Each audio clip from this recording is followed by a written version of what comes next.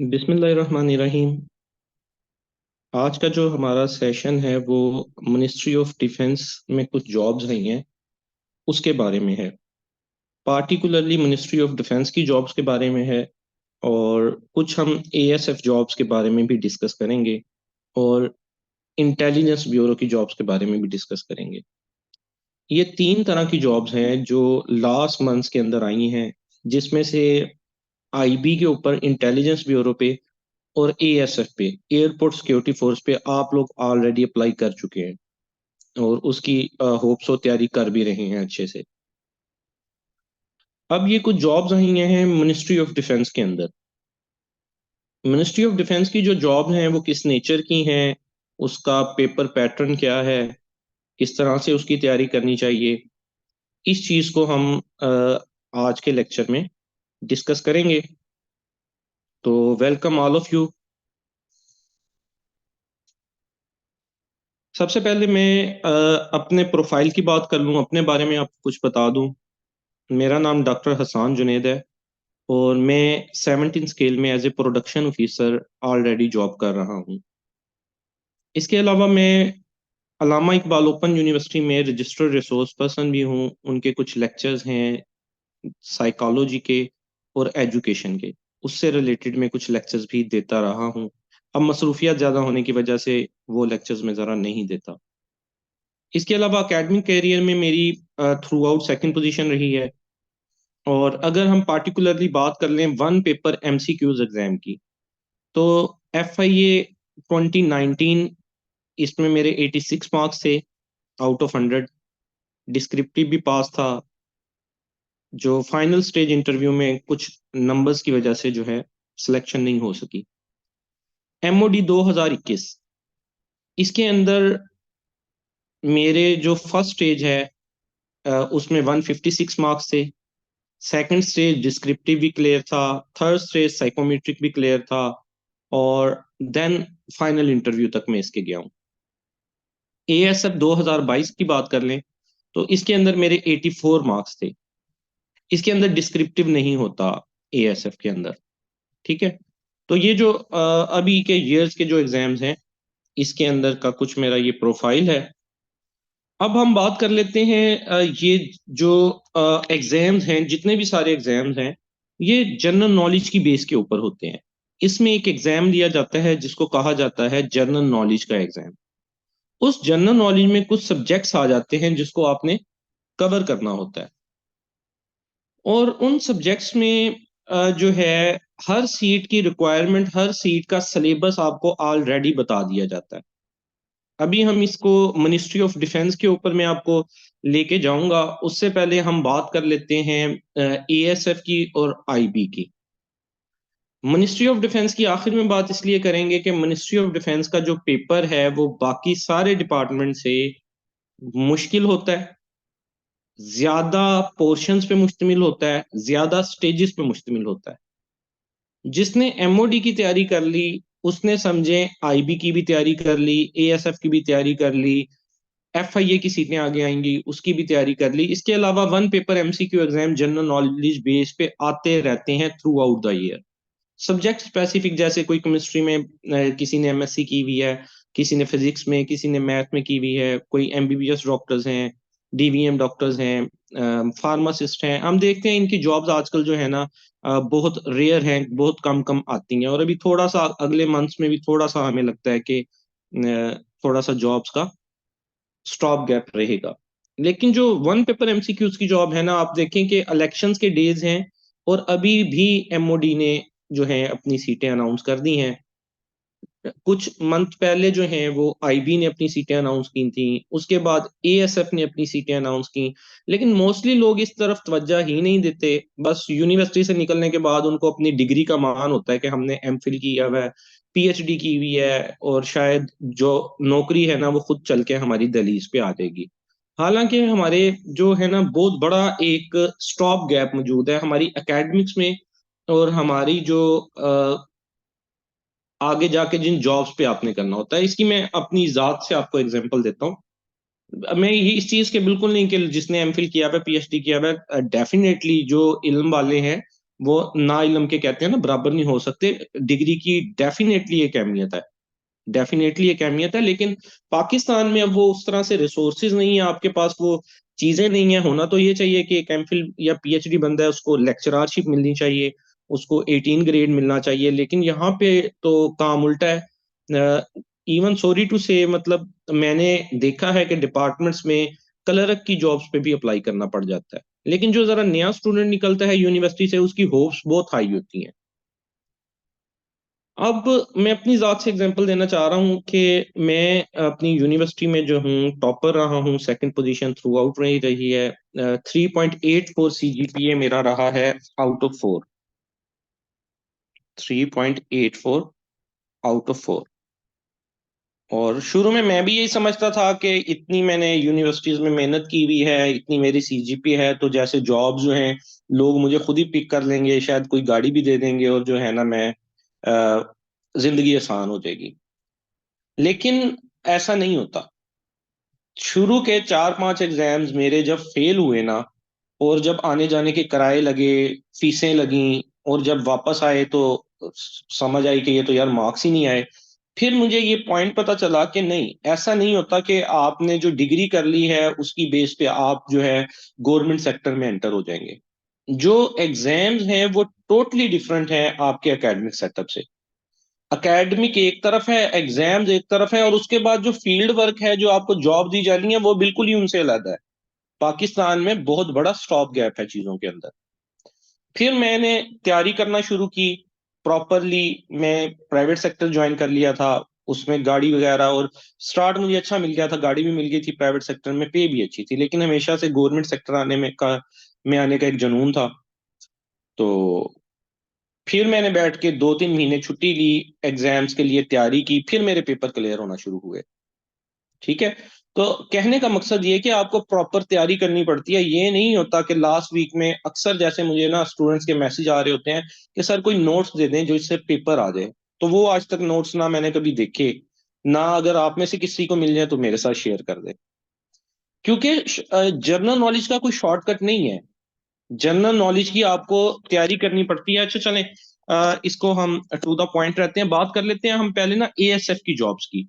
ASF में जो है वो दो तरह की जॉब्स आई, और ये 22 जनवरी इसकी लास्ट डेट थी। एक थी असिस्टेंट डायरेक्टर की, 17 स्केल की, और दूसरी सीट थी इंस्पेक्टर की। इस पे आप लोग अप्लाई कर चुके होंगे। आज जो है वो 5 फरवरी है, यौम यकजहती कश्मीर का दिन है।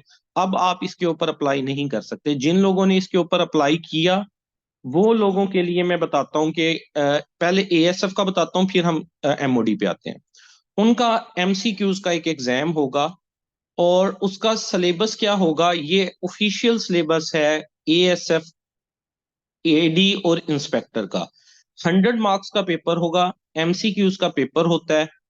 20 नंबर के एमसीक्यूज इंग्लिश में से आते हैं, 20 मार्क्स के मैथ में से आते हैं, 20 मार्क्स के करंट अफेयर्स में से आते हैं, 10 मार्क्स इस्लामिक स्टडीज में से आते हैं, 10 मार्क्स पाकिस्तान अफेयर्स में से आते हैं, और एएसएफ एक्ट 1975 और सिक्योरिटी मैयर्स में से 20 मार्क्स का पेपर आता है।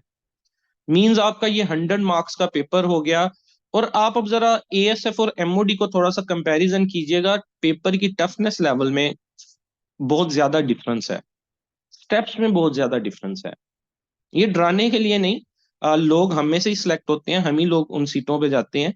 लेकिन अगर आपने एमओडी की तैयारी करनी है ना, तो तगड़ी तैयारी करनी पड़ती है। देखिए एमओडी आईएसआई की जॉब है, इंटर सर्विस इंटेलिजेंस। उसमें जो वो बंदा लेते हैं ना, वो फाइनेस्ट ऑफ द फाइनेस्ट बंदा उन्होंने उठाना है। जी, रिपीट इसकी रिकॉर्डिंग आपको मिल जाएगी, जो मैं आपको बता रहा हूँ इसकी स्लाइड्स भी आपको ग्रुप में मिल जाएंगी, व्हाट्सएप ग्रुप में। और इसकी आपको रिकॉर्डिंग भी मिल जाएगी। कोई अगर आपका पॉइंट मिस हो गया है तो आप उसको दोबारा से सुन भी सकते हैं, और स्लाइड्स के थ्रू देख भी सकते हैं। सेकंड नंबर पे, अगर आपके कोई क्वेश्चंस होंगे वो लेक्चर के एंड के ऊपर मैं सब एड्रेस करूंगा। जब तक आपके हर बंदे का आखिरी क्वेश्चन एड्रेस नहीं हो जाएगा ना, हम मीटिंग को लीव नहीं करेंगे। तो आपके जेन में जो जो क्वेश्चंस आते हैं उसको लिख लें पेज के ऊपर। आखिर में क्वेश्चन आंसर सेशन करने के लिए मैं आपको टाइम दूंगा। ये मैंने आपको एडीएएसएफ का सिलेबस बताया और इंस्पेक्टर एएसएफ का सेम सिलेबस है इनका। तो यहां से हमें पता चला कि और इनका कोई डिस्क्रिप्टिव टेस्ट नहीं होता। एएसएफ का कोई मतलब सब्जेक्टिव टेस्ट नहीं होता। सिर्फ आपने एमसीक्यूज का टेस्ट देना है। जो लोग क्लियर कर जाएंगे उन लोगों ने आगे मेडिकल देना होता है। मेडिकल भी जिन लोगों ने अप्लाई किया उनको अपना पता ही होता है। मेडिकल में सिर्फ वो हाइट चेक करते हैं। मेल के लिए 5.6, फीमेल के लिए 5.2। चेस्ट मेल की चेक होती है 32 से लेके 34 तक। आई साइट चेक होती है 6/6 होनी चाहिए। और इसके अलावा कोई बॉडी में डिफॉर्मिटी वगैरह तो नहीं है, ये चीज मेनली चेक की जाती है। वेट चेक किया जाता है, वेट भी उन्होंने आपको बताया हुआ है। फीमेल का 45 kg से नीचे नहीं होना चाहिए। मेल का 48 kg से नीचे नहीं होना चाहिए। अपर जो लिमिट है वो आपकी हाइट के मुताबिक होती है, लेकिन एक रफली एस्टिमेट दे दूं, 80 kg से आपका ज्यादा वेट नहीं होना चाहिए। 80 kg से आपका वेट नीचे होना चाहिए। तो एएसएफ में कुछ रिक्वायरमेंट्स हैं जो हमें में से कई लोगों को शॉर्ट लिस्ट कर देती हैं कि वो अप्लाई ही नहीं कर पाते एडी एएसएफ या इंस्पेक्टर एएसएफ के ऊपर, क्योंकि हाइट सबकी हो सकता है कि ये रिक्वायरमेंट ना हो, वेट का इशू हो सकता है। लेकिन जो इस क्राइटेरिया को मीट कर जाते हैं उनके लिए ये आसानी है कि जस्ट जो है ये 3 स्टेप प्रोसेस है। जस्ट एक एमसीक्यूज का टेस्ट 100 मार्क्स का, और कोई नेगेटिव मार्किंग नहीं। मतलब कि आप तुक्के भी लगा सकते हैं। तुक्के वाला वैसे पास कोई नहीं होता, ये बिल्कुल गलत मिलता है कि वो जो हम आखिर में तुक्के 80+ तो नंबर लेने होते हैं, आपने 100 में से कितने तुक्के लगा लेंगे।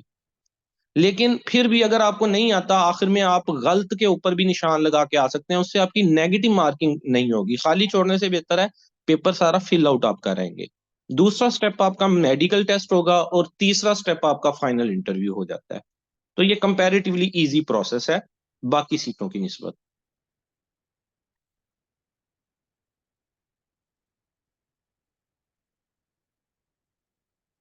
अब बात कर लेते हैं जी मिनिस्ट्री ऑफ डिफेंस की जॉब्स की। अच्छा, इससे पहले आईबी की जॉब्स भी आई थी, इंटेलिजेंस ब्यूरो की। वो पिछले साल में आई थी, उनका भी अभी तक पेपर नहीं हुआ। ये पेपर कम से कम जो होते हैं एफपीएससी के 4 से 9 महीने का इसमें गैप होता है। कम से कम 4 महीने और ज्यादा से ज्यादा की कोई लिमिट नहीं होती। लेकिन ऑन एन एवरेज 9 महीने, मतलब पिछले 3-4 सालों में जो मैंने ट्रेंड नोट किया है, 4 से 9 महीने का इनका जो है एक ड्यूरेशन होता है। लंबा प्रोसीजर होता है। वेट, लेकिन इसका अगर आप चीजों को पॉजिटिव लें, आपके पास टाइम होता है कि आप तैयारी कर सकते हैं। ठीक है। आईबी की सीटें आई थी पिछले साल, उसमें भी आप लोगों ने अप्लाई किया होगा। उसका सिलेबस भी जो है सिमिलर ही है, जो है एडी एएसएफ और इंस्पेक्टर एएसएफ के। सिर्फ फर्क ये है कि जो आखिर में एएसएफ एक्ट आता है ना अपना, उसमें एएसएफ में उसकी जगह 20 मार्क्स के एवरीडे साइंस के क्वेश्चन आते हैं आईबी के अंदर। इंटेलिजेंस ब्यूरो में उसकी जगह एवरीडे साइंस का पोर्शन आता है, जबकि एएसएफ में एवरीडे साइंस के एमसीक्यूज नहीं आएंगे। तो उसका भी इन जो सीटें हैं आपका आईबी और एएसएफ, इनका एग्जाम आपका गालबन अप्रैल के बाद ही होंगे, मार्च अप्रैल में ना। रमजान छोटी ईद के बाद ही आमतौर पे जो एक टेंटेटिव शेड्यूल है ना, आपके अप्रैल के अंदर एग्जाम होंगे। अब आ जाते हैं जी मिनिस्ट्री ऑफ डिफेंस की जॉब पे। मिनिस्ट्री ऑफ डिफेंस की जी जॉब्स आई, और उसके अंदर आप लोगों को जो लास्ट डेट एएसएफ के भी मैंने आपको अभी यही चीज बताई। एएसएफ के एग्जाम टेंटेटिवली अप्रैल में मतवक्का है, इससे लेट भी हो सकते हैं। अब हम आ जाते हैं मिनिस्ट्री ऑफ डिफेंस के ऊपर। इसकी जी एडवर्टाइजमेंट अभी जो है कुछ दिन पहले आई। इसकी अभी आप अप्लाई की डेट पड़ी है, 12 फरवरी तक आप इसके ऊपर अप्लाई कर सकते हैं। आज 5 फरवरी है। आपके पास अभी एक हफ्ता और है कि आप इसकी जॉब्स के ऊपर अप्लाई कर सकें। और ऑलमोस्ट हर बंदा इन जॉब्स के ऊपर जो जिसने ग्रेजुएशन की हुई है, 14 ईयर्स की एजुकेशन हासिल की हुई है, वो इन पे अप्लाई कर सकता है, क्योंकि इसमें कोई फिजिकल रिक्वायरमेंट नहीं है। ना हाइट रिक्वायर है, ना वेट रिक्वायर है, किसी किस्म की कोई जो है ना आपकी फिजिकल रिक्वायरमेंट नहीं है। क्या रिक्वायर है?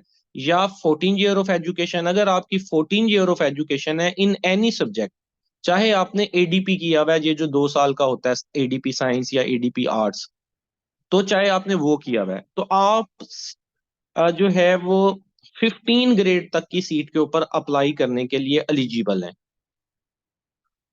ठीक है। और अगर आपकी 16 ईयर ऑफ एजुकेशन है तो आप एडी के ऊपर भी अप्लाई कर सकते हैं, असिस्टेंट डायरेक्टर की पोस्ट के ऊपर।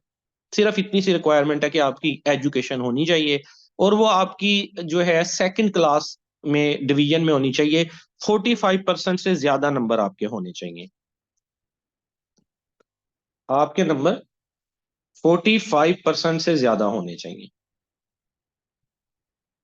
जहां पे सेकंड क्लास की बात होती है, सेकंड डिवीजन की, तो वो 45%। जहां पे फर्स्ट डिवीजन लिखा होता है वो वहां पे 60% मुराद होती है। ये एक थंब रूल है, कॉमन सा रूल है। जहां भी आप लोग अप्लाई करने की तरफ जाते हैं, अगर उन्होंने कहा है सेकंड डिवीजन और क्लास सी, तो आपके 45% से ज्यादा नंबर होने चाहिए। जहां पे वो कहता है फर्स्ट डिवीजन, वहां पे आपके 60% से ज्यादा मार्क्स होने चाहिए।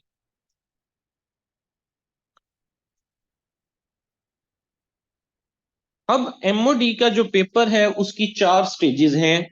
थोड़ा सा जो है ना डिफिकल्ट प्रोसीजर है, लेकिन जॉब्स भी तो उस हवाले से देखें आईएसआई की हैं। आपको जहरी बात है स्क्रूटनी के जरिए गुजारा जाएगा। और जो बंदा इस एग्जाम की तैयारी कर लेता है, उसके लिए एडी एएसएफ, इंस्पेक्टर एएसएफ या एफआईए या आईबी, उसका सारा कोर्स कवर हो जाता है। वो बाकी सीटों की उसकी तैयारी खुद ब खुद ऑटोमेटिकली हो जाती है। क्यों? बाकी सारी सीटें जो मैंने आपको पीछे बताई, उनमें 6 6 सब्जेक्ट हैं सिर्फ, जो आपने तैयार करने हैं, जो ऑलमोस्ट 2 महीने में तैयार हो जाते हैं। लेकिन मिनिस्ट्री ऑफ डिफेंस में 9 सब्जेक्ट हैं जिनमें से पेपर आना है, और 9 भी अभी मैं आपको कम बता रहा हूँ। इसकी 4 स्टेजेस हैं। एमओडी के टेस्ट कब तक होंगे इसके ऊपर हम आएंगे आगे चल के, लेकिन टेंटेटिवली इसके भी अप्रैल में होंगे। आपके जितने एग्जाम हैं वो एमओडी है, एएसएफ है और आईबी, इन तीन के ही आपके एग्जाम पेंडिंग हैं, जो आप लोगों ने देने हैं जनरल नॉलेज से रिलेटेड। ये अप्रैल के अंदर जो है एक्सपेक्टेड है। ये एक टेंटेटिव डेट होती है, फिक्स डेट नहीं होती।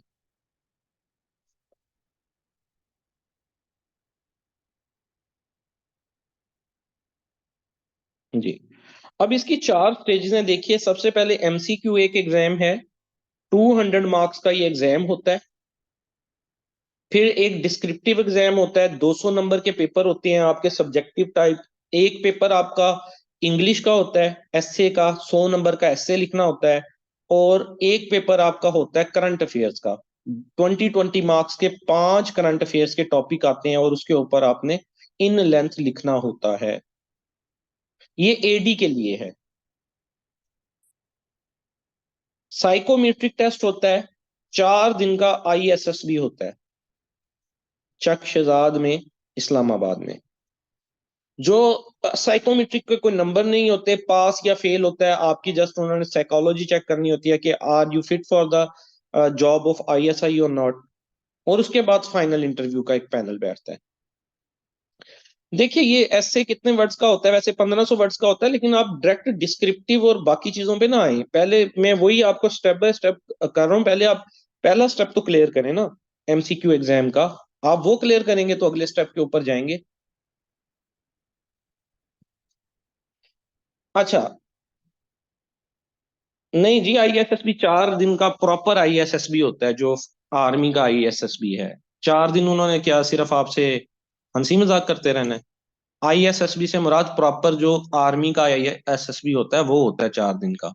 ये सिर्फ एडी के लिए होता है, असिस्टेंट डायरेक्टर के लिए। आसान होता है, उतना टफ नहीं होता। या आपकी फिजिकल रिक्वायरमेंट नहीं, उस आईएसएसबी के 4 दिन उन्होंने अपने पास रख के आपको डिफरेंट इंटरव्यूज से, डिफरेंट फिजिकल एक्टिविटीज से, डिफरेंट जो है डिस्कशन से गुजार के जस्ट आपकी साइकोलॉजी चेक कर। जी, मैंने शुरू में बताया मैंने ये दिया हुआ है, और अल्हम्दुलिल्लाह मेरा ये क्लियर था आईएसएसबी। 4 दिन बड़े औखे होते हैं वहां पे गुजारना चकशेजाद में। फीमेल्स को भी जाना पड़ता है। जितनी फीमेल्स होंगी उनका अलहदा से 4 दिन का होता है। मेल्स को प्रोविंस वाइज बुलाते हैं, पंजाब के आएंगे 30-30 करके लोग बुलाते जाते हैं। लेकिन ये तो स्टेप अभी बाद के हैं ना, अभी आप पहले स्टेप को तो क्लियर करें। जो आपका एमसीक्यूज का एग्जाम है उसके ऊपर हम बात कर लेते हैं पहले। ये एडी के लिए है। और जो बाकी जितनी सारी सीट्स हैं उनके लिए भी ये चारों स्टेप हैं। इनके मार्क्स का फर्क होगा सिर्फ। एसआई की सीट है उसके लिए भी आपने पहले एमसीक्यू एग्जाम देना है, 125 मार्क्स का होता है। डिस्क्रिप्टिव का एग्जाम देना है, इसमें एक पेपर होता है, 100 मार्क्स का होता है। फिर साइकोमेट्रिक एग्जाम देना है, इसमें आपका ये 4 घंटे का पेपर होता है। इसमें आपको 4 दिन के लिए नहीं बुलाते, सिर्फ 4 घंटे का एक पेपर होता है।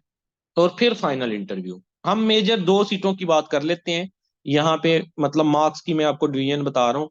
बाकी अगर एक एक सीट को हम करना शुरू करेंगे तो बात लंबी हो जाएगी। अगर आप में से किसी को बाकी जिसने जिस सीट पे अप्लाई किया है उसके कितने मार्क्स का पेपर होता है, या जो है क्या क्या उसमें आता है, वो आप मुझसे इनबॉक्स में भी या ग्रुप के अंदर भी मेरे से पूछ सकते हैं। लेकिन एमओडी की जो भी सीट है आपको इन चारों स्टेप से गुजरना पड़ेगा। नंबर्स का फर्क हो सकता है, डेज का फर्क हो सकता है, लेकिन स्टेप चारों ही हैं। ऑपरेटर स्पेशल की भी जॉब है तो आपको इन्हीं चारों स्पेक से गुजरना होगा। सॉरी, ये मैंने यहाँ पे हाँ ऐसा ही लिखा है। इंस्पेक्टर कहाँ से आ गया? ये तो इंस्पेक्टर रखते ही नहीं है एमओडी वाले। एमओडी की जो जॉब का आपने एडवर्टाइजमेंट पढ़ी उसमें क्या इंस्पेक्टर है? दोबारा से एक दफा आप अपने मोबाइल या लैपटॉप पे एडवर्टाइजमेंट खोल के देख लें। इंस्पेक्टर की इनकी जॉब नहीं है। एसआई की जॉब है, सब इंस्पेक्टर की, जिसमें एमसीक्यूज 125 नंबर के, हाँ जी, 125 नंबर के एमसीक्यूज का पेपर, 100 नंबर का डिस्क्रिप्टिव पेपर, साइकोमेट्रिक पास या फेल वाला जो है वो पेपर 4 घंटे का पेपर होता है ऑलमोस्ट। और फिर फाइनल इंटरव्यू। और बाकी जितनी भी सीटें हैं इसके अंदर, traffic analyst, special operator, security supervisor, सब के अंदर आपको इन्हीं 4 स्टेप से गुजरना होगा। डिस्क्रिप्टिव पेपर भी होंगे, साइकोमेट्रिक भी होंगे। तो मैं आपको कह रहा था ना कि जिस जो एमओडी की तैयारी करता है ना, जो एमओडी की तैयारी करता है उसकी सबकी तैयारी हो जाती है। उसके बाद वो जो मर्जी पेपर उसके सामने आ जाए उसको तो इजी बहुत लगते हैं। ये FIA, ASF, IB, इन सारों के पेपर उसके लिए बड़े इजी होते हैं क्योंकि जो इतने टफ क्राइटेरिया से गुजर जाता है। लेकिन बशर्त ये कि गुजरना भी है, ये ना हो कि पहले स्टेप पे रुके पड़े हों आप। डिस्क्रिप्टिव सब इंस्पेक्टर का जी, सब इंस्पेक्टर का जो डिस्क्रिप्टिव है वो मुश्तमिल होता है इंग्लिश पे, करंट अफेयर्स पे, इनके ऊपर मुश्तमिल होता है। मैं ये पेपर्स आपके साथ शेयर भी कर दूंगा। पहले जब आप इस स्टेज के ऊपर आएंगे, जब एमसीक्यूज पास कर लेंगे ना, जाहिर बात है डिस्क्रिप्टिव की हम तभी तैयारी ज्यादा शुरू करते हैं जब हमारा एमसीक्यू का पेपर पास हो जाता है। लेकिन कोशिश तो ये करनी चाहिए, साथ साथ आपको पढ़ते रहना चाहिए डिस्क्रिप्टिव के लिए भी, अपनी राइटिंग स्किल को भी एनहांस कर लें। सब इंस्पेक्टर का आईएसएसबी नहीं जी, सब इंस्पेक्टर का आईएसएसबी नहीं होता। मैं अभी पीछे यही बता रहा था कि सब इंस्पेक्टर का साइकोमेट्रिक जो टेस्ट होता है वो 4 घंटे का होता है। वो हम आईएसएसबी में कंसीडर नहीं करते। सिर्फ एडी का, असिस्टेंट डायरेक्टर का जो है वो आईएसएसबी होता है 4 दिन का, चक शेजाद में, इस्लामाबाद में। बाकी जो सब इंस्पेक्टर वगैरह हैं इनका जस्ट साइकोमेट्रिक का एक टेस्ट होता है जिसमें पिक्चर स्टोरी होती है, verbal communication, non verbal communication, personality traits का test, psychological test, written test होता है। उसके थ्रू ये आपको गुजारते हैं। जी, इसको तैयार अब कैसे करना है वो मैं आगे चल के बताता हूँ कि जब इतनी सारी चीजें हैं तो इनको हमने तैयार किस तरह से करना है। अब हम पहले तो बात कर लेते हैं एमओडी की। काइंडली आप ना अगर क्वेश्चन आंसर आखिर में करें, मैं ना कहीं जा रहा हूँ ना आप कहीं जा रहे हैं। और अगर आप जा भी रहे हैं, नींद भी आपको आ जाएगी तो मैं इसकी आपको रिकॉर्डिंग प्रोवाइड कर दूंगा। क्वेश्चंस अपने लिखते जाएं और आखिर में कर लें, इस तरह डिसकंटिन्यूएशन हो जाती है जो हम डिस्कशन कर रहे होते हैं उसकी। सिलेबस की बात कर लें जी, ठीक है। आपको इसके लिए 9 सब्जेक्ट्स को कवर करना पड़ता है। हमने ये देखा था कि इससे पहले जो हमने आईबी और एएसएफ को डिस्कस किया, उनमें तो 6-6 सब्जेक्ट थे सिर्फ, और उनमें जो सब्जेक्ट थे वो ये वाले आमतौर पे ये सब्जेक्ट्स थे, ये और ये वाला: English, math, everyday science, Islamic studies, Pakistan affair और करंट अफेयर। इतने में हमारी तैयारी हो जाती थी एएसएफ की और आईबी की। और मैं जो बैचेस लॉन्च कर रहा हूँ वो जो एएसएफ के हैं वो 2 महीने का बैच है, क्योंकि 2 महीने में हम ये 6 सब्जेक्ट कवर कर लेते हैं।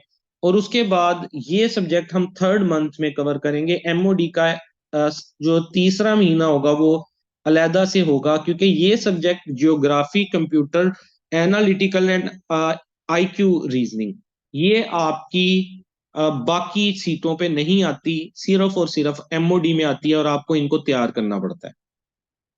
Geography, computer and analytical and IQ का पोर्शन, ये आपको एमओडी में 3 सब्जेक्ट एक्स्ट्रा तैयार करने पड़ते हैं बाकी सब्जेक्ट की निस्बत। इससे ज्यादा तो ना डराऊं। वैसे एक है चीज और भी इसमें, इनमें 8 से 10 नंबर का जो एमसीक्यूज है ना, वो sociology, psychology, public administration, ethics, इनमें से भी आता है। ऑलमोस्ट 10 नंबर का पेपर इन सब्जेक्ट्स में से भी आता है। लेकिन इन सब्जेक्ट्स को हमें एज सच तैयार करने की जरूरत नहीं होती, क्योंकि अगर हम इन सब्जेक्ट्स की तरफ चले जाएं, ये देखिए सोशियोलॉजी है, साइकोलॉजी है, पब्लिक एडमिनिस्ट्रेशन है, एथिक्स है, ये अगर आना है तो सबके लिए ही मुश्किल है ना, सिर्फ आपके लिए मुश्किल नहीं है। जितने कैंडिडेट एग्जाम में बैठ रहे हैं, कोई भी इतना आलिम फाजिल तो नहीं होता, अगर इवन वो सीएसएस की भी तैयारी कर रहा हो, कि उसको साइकोलॉजी भी आती हो, सोशियोलॉजी भी आती हो, पब्लिक एडमिनिस्ट्रेशन भी आती हो, एथिक्स भी आती हो। ये आप समझ लें ट्रैपिंग किस्म के इन्होंने डालने होते हैं, ये आपका माइंड थोड़ा सा डिवर्ट कर रहे होते हैं, थोड़ा सा परेशान करते हैं पेपर में आपको इस तरह की चीजें दे के।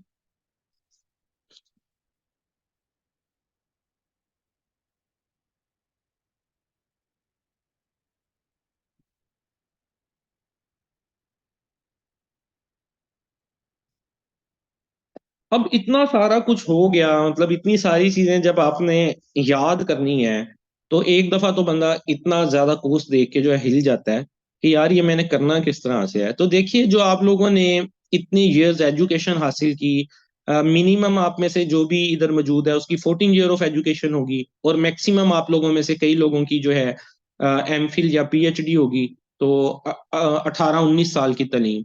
तो जो इतने साल आपने एजुकेशन हासिल की है, अब जब उसको कैश कराने का वक्त है, तो क्या आप 3-4 महीने नहीं पढ़ सकते?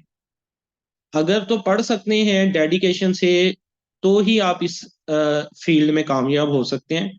अदरवाइज फिर आप जो है कोई फ्रीलांसिंग के बड़े प्रोजेक्ट्स होते हैं, वेब डिजाइनिंग है, कंटेंट राइटिंग है, ऑनलाइन अर्निंग के तरीके हैं, उस तरफ निकल जाएं। कोई प्राइवेट जॉब करनी है उस तरफ कर लें। अगर आपको गवर्नमेंट की जॉब करनी है ना, और इन अदारों में जॉब करनी है जो पाकिस्तान के एस्टीम वैल्यू के अदारे हैं, तो आपको पढ़ना पड़ेगा। पढ़ने के अलावा कोई भी हल नहीं है, कोई शॉर्टकट नहीं है। सॉरी टू से, आखिर में कोई ऐसी फाइलें नहीं मिलेंगी जिससे पेपर तैयार हो जाए और आपके। अभी पिछले दिनों की बात है, बड़े मजे मजे के वाकयात होते हैं। एक सीट के लिए मतलब किसी ने अप्लाई किया, तो मुझे कहा कि ना जी बुक शेयर कर दें। बुक जारी बात है शेयर कर देता हूँ, उसमें तो कोई प्रॉब्लम नहीं होता। तो उसके पेजेस थे 290 समथिंग ना। तो स्टूडेंट मुझे कहता है कि सर ये तो 290 पेजेस बहुत ज्यादा हैं, कोई मुझे 10-15 पेज देना। तो मैं मतलब एक दफा तो खुद भी बंदा हिल के रह जाता है कि 15 पेज होने चाहिए पढ़ने के लिए 17 ग्रेड की सीट के लिए, और उसके अंदर से बच्चा पेपर देना चाह रहा है। कितनी मतलब हैरत अंगेज बात है। और सबसे ज्यादा शुगला लगता है जब पेपर का आखिरी हफ्ता, जब रोल नंबर स्लिप में आ जाती है ना, अक्सर तो हमें याद ही तभी आता है कि हमने अप्लाई भी किया हुआ था। तब जब बच्चे नोट्स मांगते हैं, और वो नोट्स मांगते हैं कि जिनमें से पेपर आना है, तो मैं एक दफा सोच में पड़ जाता हूँ कि एक बच्चा जो 3-4 महीने से तैयारी कर रहा है, और इसमें लाजमी नहीं कि आप अकेडमी के थ्रू करें, सेल्फ प्रिपरेशन से भी आप तैयारी कर सकते हैं। मैंने नहीं आज तक अकेडमी ज्वाइन की, मेरे एग्जाम्स क्लियर हुए हैं। आप बहुत सारे सीएसपी हैं, सीएसएस लोग कर जाते हैं बगैर एकेडमी के, वो लाजमी नहीं होता, लेकिन एकेडमीज के डेफिनेटली डेफिनेटली जो है ना कुछ बेनिफिट्स जरूर होते हैं। ठीक है, आप एक सेशन अभी आप मेरे साथ ये ले रहे हैं तो आपको काफी चीजें न्यू पता चल रही होंगी, तो जब आप थ्रू आउट साथ चलते हैं तो आपको डेली बेसिस पे कोई ना कोई नई चीजें, न्यू जॉब्स के बारे में, किस तरह से चीजों को कवर करना है, टिप्स ट्रिक्स, और बहुत सारी आपकी परेशानियां जो है ना वो वैसे ही हल हो जाती हैं। तो उसके लिए लाजमी नहीं आप मेरे साथ एकेडमी का सेशन भी ज्वाइन करें, जो वैसे भी मेरे से पूछते हैं मैं उसको गाइड कर देता हूँ, लेकिन जो आखिरी हफ्ते में पूछता है ना वो फिर जो है ना बड़ी एम्बेरसिंग सी सिचुएशन हो जाती है। कभी कभी उस स्टूडेंट पे गुस्सा भी आता है, लेकिन फिर क्या किया जाता है, उसके साथ फाइलें कोई शेयर कर देता हूँ दो तीन, और वो फाइलें उसके फोल्डर में पड़ी रहेंगी, उसने उनको भी खोल के नहीं पढ़ना। ये नॉन सीरियस एटीट्यूड की मैं बात कर रहा हूँ जो स्टूडेंट्स का होता है। और फिर जब एग्जाम फेल हो जाता है फिर पाकिस्तानी सिस्टम को कोसेंगे कि पाकिस्तान का तो सिस्टम ही खराब है, उसने फलां की रेफरेंस लगवा ली थी, उसने जो है मिनिस्ट्री ऑफ डिफेंस में तो सिर्फ बच्चे कर्नलों के सिलेक्ट होते हैं, जो है जी ये तो जॉब्स ही सारी रिश्वत पे बिकती हैं, हालांकि ऐसा नहीं है। मैं ये नहीं कहता कि पाकिस्तान का सिस्टम जो है वो 100% प्योर है, हम पाकिस्तान में रहते हैं, थोड़ी बहुत गुंजाइश हो सकती है हर इदारे में, लेकिन ये जो कमीशंस के टेस्ट होते हैं इसमें आप लगा लें कि मोर देन 80% आपका मेरिट होता है। मैं बहुत से स्टूडेंट्स को जानता हूँ, मेरे अपने कुलीग्स हैं, मेरे अपने रिलेटिव्स हैं, मेरी खुद सिलेक्शन जो है मेरिट पे है, मेरे कुलीग्स की, मेरे दोस्तों की, मेरे स्टूडेंट्स की मेरिट पे सिलेक्शन है, जिनका कोई पीछे से स्ट्रॉन्ग बैकग्राउंड नहीं था। सिर्फ क्या था, उनकी अपनी मेहनत थी, उनको एक लगन थी कि चीज को किस तरह से करना है, पढ़ते थे।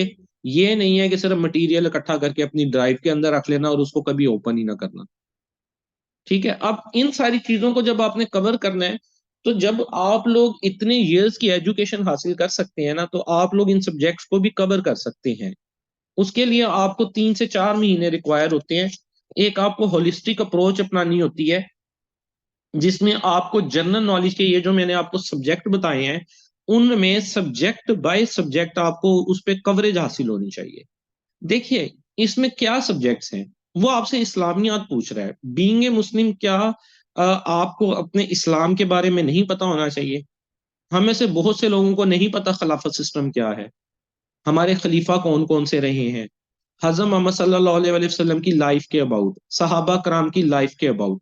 वो आपसे ये तो नहीं कह रहा कि आप एमए इस्लामियात की डिग्री लें, वो आपसे कहता है कि बेसिक्स ऑफ इस्लाम आपको पता होनी चाहिए, जिसमें पेपर में वो आपसे एमसीक्यूज पूछेगा, और जब इंटरव्यू होगा तो वहां पे वो आपसे इस्लामिक स्टडीज से रिलेटेड क्वेश्चंस भी करेंगे। फिर दूसरा सब्जेक्ट क्या है? Pakistan affairs. Being a Pakistani, आपको अपनी आइडियोलॉजी का पता होना चाहिए। पाकिस्तान कैसे बना, यहाँ पे कौन जो लोग हैं वो यहाँ पे इस्लाम को लेके आए, जैसे मोहम्मद बिन कासिम सबसे पहले लेके आया था, फिर जो मुगल हुक्मरान हैं, महमूद गजनवी है, मोहम्मद गोरी है, फिर हमारे जो जितने बादशाह हैं मुस्लिम हुक्मरान, फिर ब्रिटिश कंपनियां आ गई ईस्ट इंडिया, उसने हमसे इक्तदार ले लिया, फिर पाकिस्तान बनने की जिद्दोजहद में जिन अजीम पर्सनैलिटीज ने काम किया, कैद आजम मोहम्मद अली जिन्ना, अलामा मोहम्मद इकबाल, ये मौलाना मोहम्मद अली जौहर, लियाकत अली खान साहब, इन लोगों के बारे में आपको बेसिक्स पता होनी चाहिए कि हमें अपने कंट्री जिसमें हम रह रहे हैं उसकी जो ओवरऑल स्ट्रक्चर है, किस तरह से वर्क कर रहा है, कौन कौन सी गवर्नमेंट्स यहाँ पे हैं रही हैं, उसका हमें पता होना चाहिए।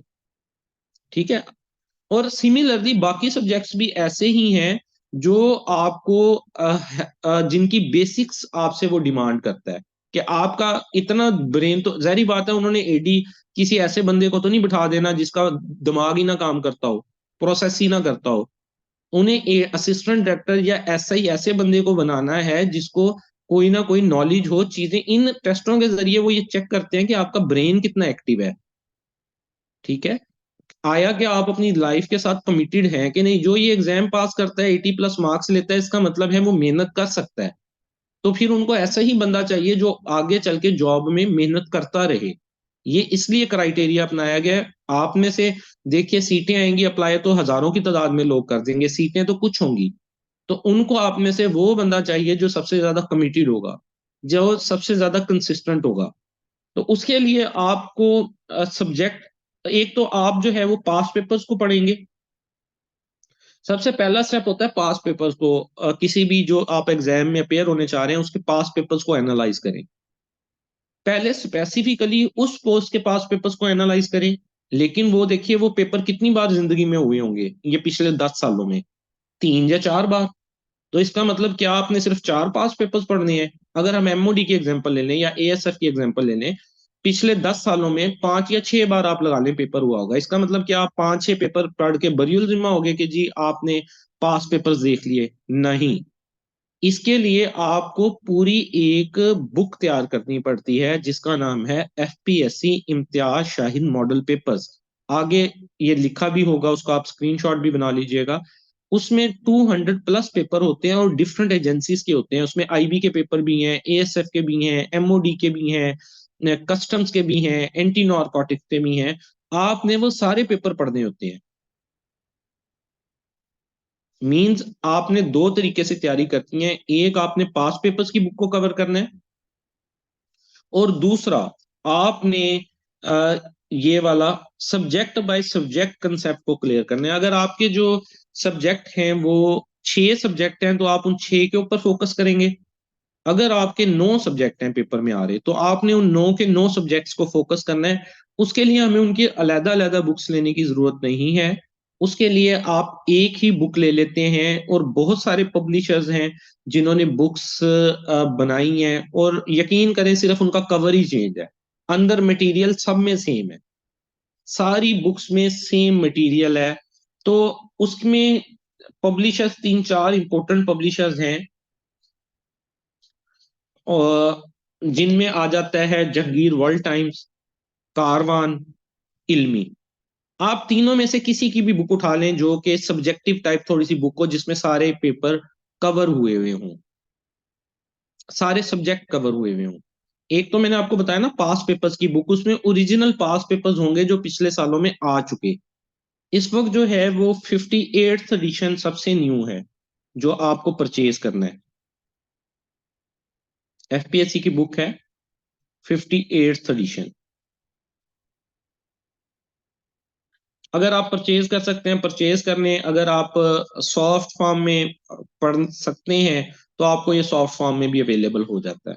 लेकिन सॉफ्ट फॉर्म में आमतौर पे मैंने देखा है कि नहीं स्टूडेंट इतना पढ़ता, कंसिस्टेंसी नहीं रहती। मोबाइल आपने खोला होता है, एक पेपर खोलते हैं, आपका दिल करता है यार चलो थोड़ा सा टिकटॉक देख लेता हूँ, वो फेसबुक पे यार एक दो कमेंट कर लूँ फिर आता हूँ। आप मतलब डिस्ट्रैक्शंस का ज्यादा शिकार रहते हैं। लेकिन अगर आप में से किसी की एबिलिटी है कि वो सॉफ्ट फॉर्म में चीजों को पढ़ सकता है, तो पीडीएफ की फाइल फॉर्म में भी ये बुक्स अवेलेबल होती हैं। आप मुझे ग्रुप में मैसेज करेंगे या मुझे पर्सनल मैसेज करेंगे, मैं आपको ये बुक दे दूंगा। दूसरी जो बुक है आप इसमें ले लें जी, जहांगीर वर्ल्ड टाइम्स की जनरल नॉलेज एनसाइक्लोपीडिया। आप ये भी ले सकते हैं, आप कारवान की कंपनी की भी ले सकते हैं, आप इल्मी की कंपनी की भी ले सकते हैं। जी बुक्स मटेरियल, मेरा मटेरियल अगर आपको जो भी चाहिए मैं उसमें कोई चार्जिंग नहीं होती। मटेरियल मैं आपको फ्री ही प्रोवाइड करता हूँ। जो भी बुक आपको चाहिए किसी भी सब्जेक्ट, इवन लेक्चरार से रिलेटेड आपको चाहिए तो वो आपको फ्री में पीडीएफ मटेरियल फ्री में प्रोवाइड होता है। मेरे ऑनलाइन लेक्चर्स की फी होती है जो सेशन चलते हैं। जो मटेरियल है कोई गाइडेंस है जो आपके हवाले से, वो आपको फ्री ऑफ कॉस्ट होता है। जी ये सारी बुक्स आपको मिल जाएंगी। दो तो बुक्स हैं। अच्छा, जिसने इसको खरीदना है ना इन बुक्स को फिजिकली जाके, तो उसके लिए मैं रिकमेंडेशन ये देता हूँ आप बुक स्टोर पे जाके ना जनरल नॉलेज एनसाइक्लोपीडिया की चारों पब्लिशर्स की बुक निकलवा लें। उनसे कहें जंगीर वर्ल्ड टाइम्स की भी ले आए, कारवान की भी ले आए, इल्मी की भी ले आए। आपने अब देखना है कि किसका लेआउट आपको ज्यादा, मटेरियल सब में सेम है, लेआउट आपको किसका अच्छा लगता है। मतलब सम टाइम होता है ना एक बुक हमारे दिल को अच्छी लगती है, यार इसका लेआउट अच्छा है, मैं इसको ज्यादा अच्छे तरीके से, आप मतलब उसका शुरू का जो है ना कंटेंट, जो इंडेक्स होता है जहां पे लिखा होता है कि किस तरतीब में है, वो देख के कोई भी एक बुक आप परचेज कर लें। इसमें से तीनों लेने की जरूरत नहीं है, या जंगीरवल टाइम की ले लें, या कारवान की ले लें, या इल्मी के ले लें। मेरे पास तीनों मौजूद हैं, वो मैं आपको वो शेयर कर दूंगा। आप उसको थोड़ा सा देख लें कि आपको कौन सी ज्यादा अच्छी लगती है, तो उसके मुताबिक आप स्टडी कर सकते हैं। ये तो होगी ना बुक्स की बात।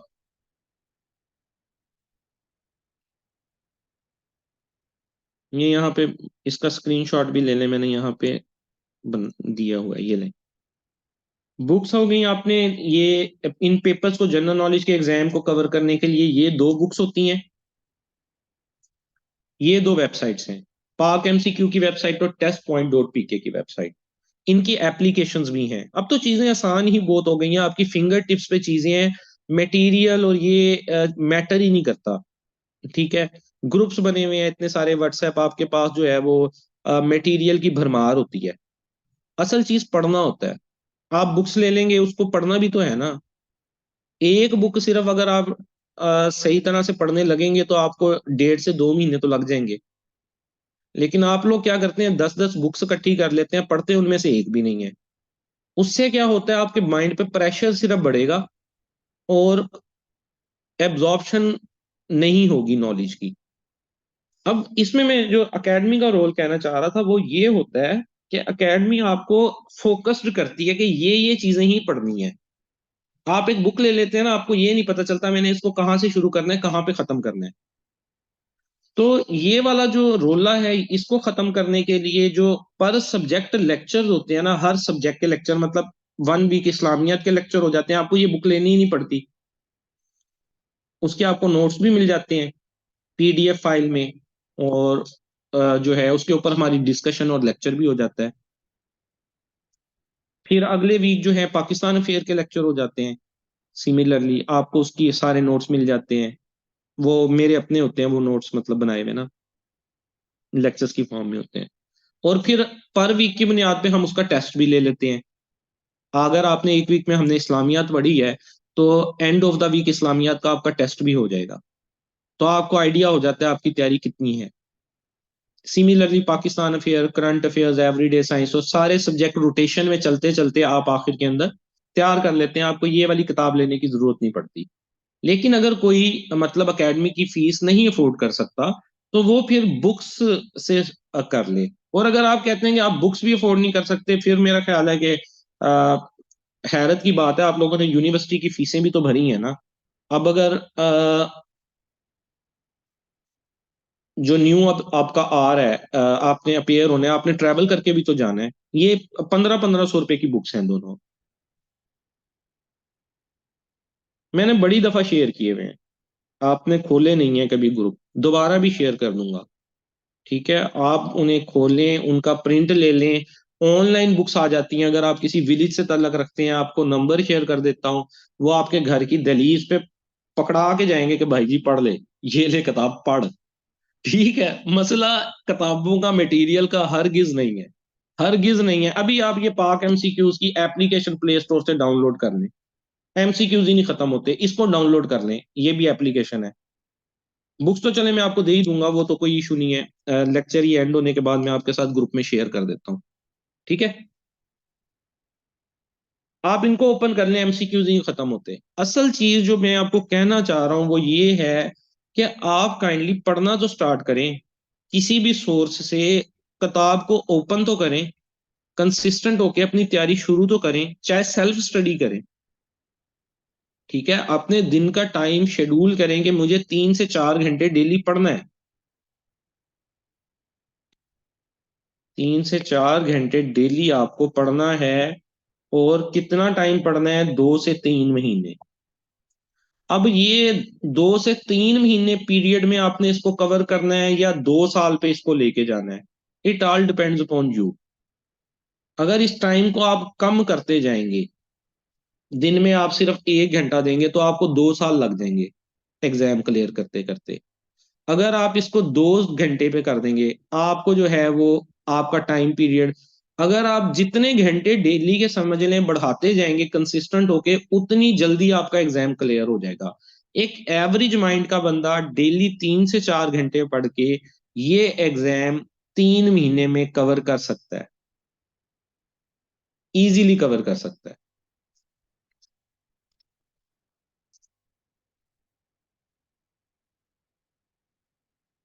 इसके साथ आप लोगों ने जो है कुछ चीजों को अपनी लाइफस्टाइल को चेंज करना होता है। लाइफस्टाइल को क्या चेंज करना होता है, आपने अपनी लाइफ में इन चीजों को भी ऐड करना है। डेली बेसिस पे पास पेपर पढ़ें, शुरू में एक से स्टार्ट करें।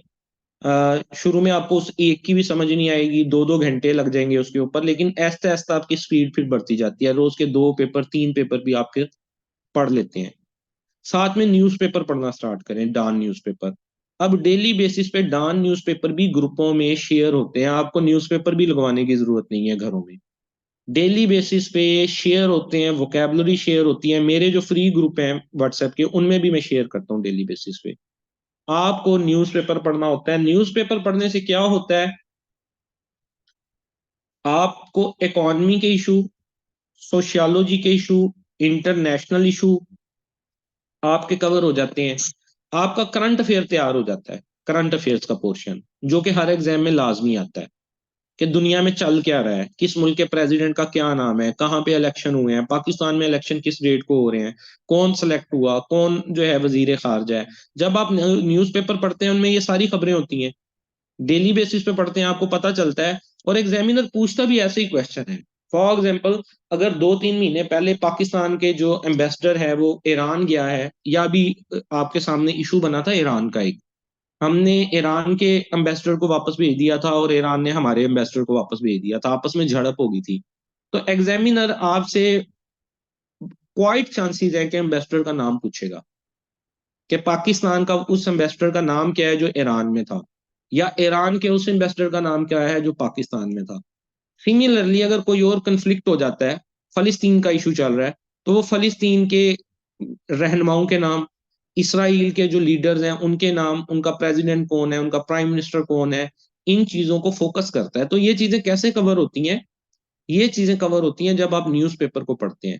आपकी साथ साथ इंग्लिश भी बिल्ड हो जाती है, वोकेबलरी भी बिल्ड हो जाती है। 20 मार्क्स का आपका इंग्लिश भी तो आना है ना, उसमें वोकेबलरी भी आती है, फिल इन द ब्लैंक्स भी आती हैं। तो ये सारी चीजें तब कवर होती हैं जब आप अपनी लाइफ में न्यूज़पेपर को हिस्सा बनाते हैं। तो यहां तक जो बात, अगर मैं इसको कंक्लूड करूं, हमें क्या कुछ पढ़ना पड़ेगा। एक, पास पेपर्स।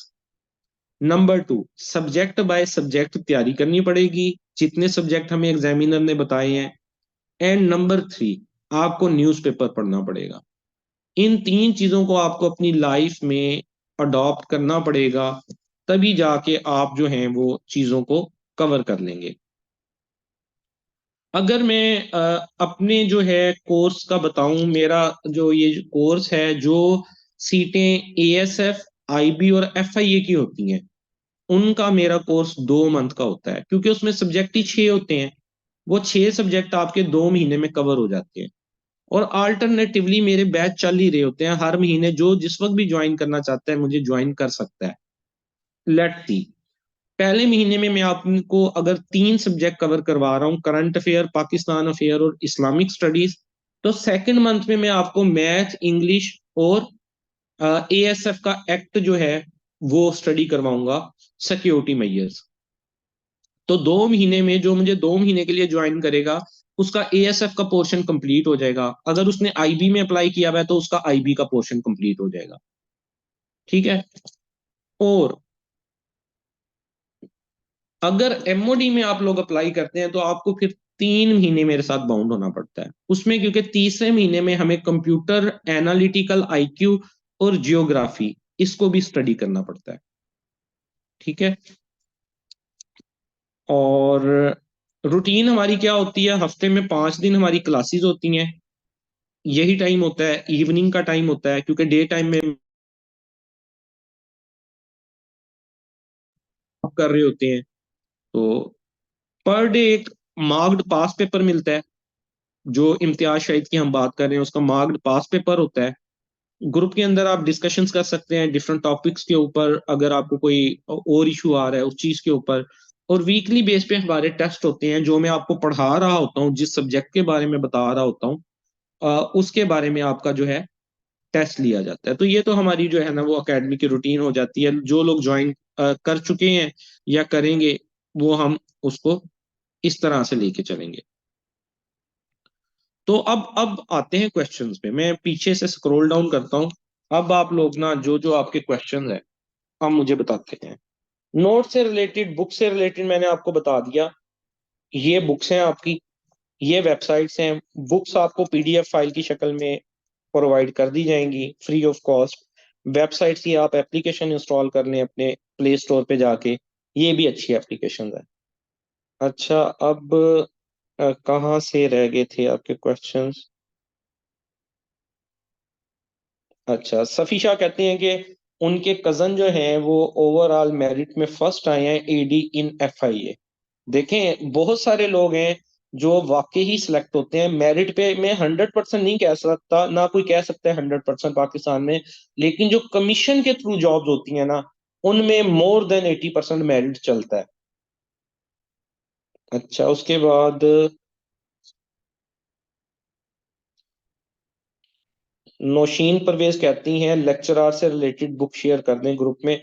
देखिए, जो थोड़ा सा मुझे फिर थोड़ा सा ना गुस्सा कह लें या हैरत होती है, अब आपका, आपने किस चीज की लेक्चरर के लिए कर रहे हैं अप्लाई? आपने कोई चीज मुझे बताई, और आप अभी, हमारा सेशन चल रहा है जनरल नॉलेज से रिलेटेड, आप बीच में एक मैसेज डाल रहे हैं। अभी जिनकी बात हो रही थी, जिन स्टूडेंट्स की जो नहीं सीरियस होते, वो उनके क्वेश्चंस ही बता देते हैं। लेक्चरर से रिलेटेड बुक शेयर कर दें ग्रुप में। देखिए, लेक्चरर फिजिक्स भी होता है, लेक्चरर केमिस्ट्री भी होता है, लेक्चरर पॉलिटिकल साइंस भी होता है। अ, कितनी टाइप के सब्जेक्ट हैं, मैं कौन सी बुक शेयर कर दूं? इररेलेवेंट क्वेश्चन है। इसको आप जो है इनबॉक्स में मेरे से चाहे बाद में बुक ले लीजिएगा। इस सेशन के हवाले से ये क्वेश्चन बिल्कुल इररेलेवेंट है। उसामा बिन असलम, सेशन की फी क्या है? जो 2 मंथ का सेशन है मेरा, उसकी फी 5000 है एएसएफ का। और जो मेरा एमओडी का 3 मंथ का सेशन है, उसकी फीस 7000 है। अच्छा, एग्रोनॉमिस्ट कहते हैं बुक्स और नोट्स व्हाट्सएप कर दें। जी, ये मैं शेयर कर दूंगा आपके साथ, जो जनरल नॉलेज के रिलेटेड है। जिन बुक्स के बारे में मैंने आपको बताया, वो मैं आपके साथ ग्रुप के अंदर शेयर कर दूंगा। अच्छा, हुसनैन, हुसैन हुसैन कहते हैं इंग्लिश के लिए थोड़ा सा गाइड कर दें। इंग्लिश के लिए आपको थोड़ा सा गाइड कर दूं? अच्छा, लंबा टॉपिक है इंग्लिश वाला। आप ऐसा करना हुसैन, मुझे ना इनबॉक्स में मैसेज करना। मेरी एक वीडियो है कि इंग्लिश पोर्शन को किस तरह से कवर किया जाता है, वो मैं आपको सेंड कर दूंगा। इंग्लिश जो है ना, उसमें कुछ एरियाज हैं जिसमें से पेपर आता है। वो 8 से 10 एरियाज बनते हैं, हमने उन 8 से 10 एरियाज को कवर करना होता है। एक आती है आपकी वोकेबलरी, हमने वोकेबलरी को कवर करना होता है। सेकंड, आपका इंग्लिश का जो पोर्शन होता है वो होता है ग्रामर का, जिसमें आपसे वो टेंसेस पूछता है, आपसे सेंटेंस का स्ट्रक्चर पूछता है, सेंटेंस की टाइप्स पूछता है, प्रेपोजिशंस पूछता है। तो ये एक लंबा चौड़ा जो है ना काम है। आप मुझे इनबॉक्स कीजिएगा, मैं आपको वो वीडियो अपनी सेंड कर दूंगा, जिसमें मैंने हर सब्जेक्ट की जो इनिशियल वीडियो है वो मेरे यूट्यूब चैनल पे भी मौजूद है। इनिशियल वीडियो जो है ना, वो मेरे व्हाट्सएप यूट्यूब चैनल पे भी मौजूद है। उनका लिंक मैं आपको दे दूंगा। आईबी की प्रिपरेशन का लिंक, जिन लोगों ने आईबी पे अप्लाई किया था, वो भी मेरे यूट्यूब चैनल पे मौजूद होगा। जब आज की वीडियो में अपलोड करूंगा, उसके नीचे डिस्क्रिप्शन में आपको आईबी का लिंक भी मिल जाएगा। एएसएफ की प्रिपरेशन पे अलहदा मेरी पूरी एक वीडियो है, उसका लिंक भी आपको वहां मिल जाएगा। और व्हाट्सएप ग्रुप का मेरा जो लिंक है, फ्री व्हाट्सएप ग्रुप जहां मैं मटेरियल शेयर करता हूँ, वहां पे आपको उसका लिंक भी मिल जाएगा यूट्यूब के ऊपर। अच्छा, उसके बाद एग्रोनॉमिस्ट कहते हैं सर कौन से टॉपिक कवर करवाते हैं, उनमें कौन से कंसेप्ट्स देते हैं? ये बताने में 3 महीने लगते हैं मुझे, मेरे भाई। अब एक, अभी मैंने आपको सिर्फ इंग्लिश बता रहा हूँ ना। जैसे इससे पहले एक बच्चे ने इंग्लिश का पूछा है ना, तो उस इंग्लिश के आगे 8 पोर्शन है। उन 8 पोर्शंस पे 8 लेक्चर्स हैं। और फिर उन 8 लेक्चर्स के दौरान जो है आपको कुछ मटेरियल प्रोवाइड किया जाता है, फाइल्स प्रोवाइड की जाती हैं जिनका टेस्ट होता है। तो ये सिंगल लाइनर इसका जवाब नहीं है कोई भी। एएसएफ का एक्ट कहाँ से तैयार किया जाए? एएसएफ एक्ट की जो एमसीक्यूज और जो इनके एक्ट की है वो भी मेरे यूट्यूब के ऊपर वीडियो मौजूद है। और जो इसका एक्ट है और सिक्योरिटी मेजर से रिलेटेड इसके एमसीक्यूज हैं वो आप मेरे से व्हाट्सएप के अंदर मुझे इनबॉक्स कीजिएगा। व्हाट्सएप पे मैं आपको वो शेयर कर दूंगा। मेरा व्हाट्सएप नंबर आप चाहे नोट कर लें।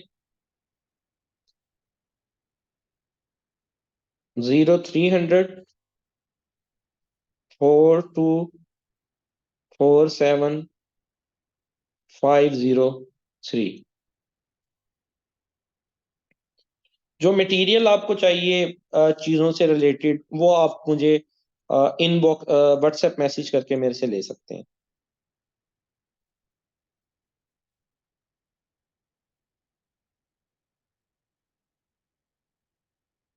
अच्छा, इसके बाद रुकें, क्वेश्चन को स्क्रॉल डाउन कर लूं।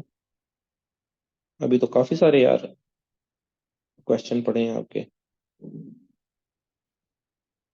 अच्छा, जलील कहते हैं I am unable to listen. अब तो बात ही खत्म होगी, कहानी खत्म होगी और अब आप कह रहे हैं अनएबल टू लिसन। आपको रिकॉर्डिंग प्रोवाइड कर दी जाएगी। बिजनेस एडमिनिस्ट्रेशन का लेक्चरशिप का आपका है। चलें, मुझे इनबॉक्स कीजिएगा, आपको बुक प्रोवाइड कर दूंगा उसकी। वैसे जो लेक्चरर की ये सबसे अच्छी बुक है ना, डोगर्स यूनिक की है। कोशिश करें डोगर यूनिक की हार्ड फॉर्म में बुक ले लें। ठीक है। MoD sub inspector analytical reasoning के क्वेश्चन कहाँ से प्रिपेयर करें और कैसे?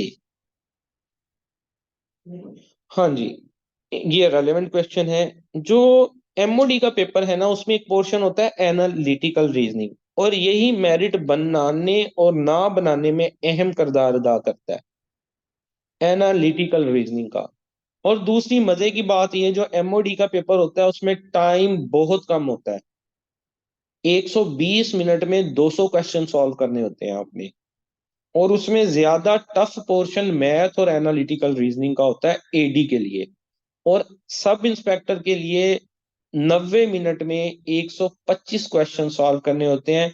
मींस आपके पास 1 मिनट से भी कम टाइम है हर क्वेश्चन के लिए।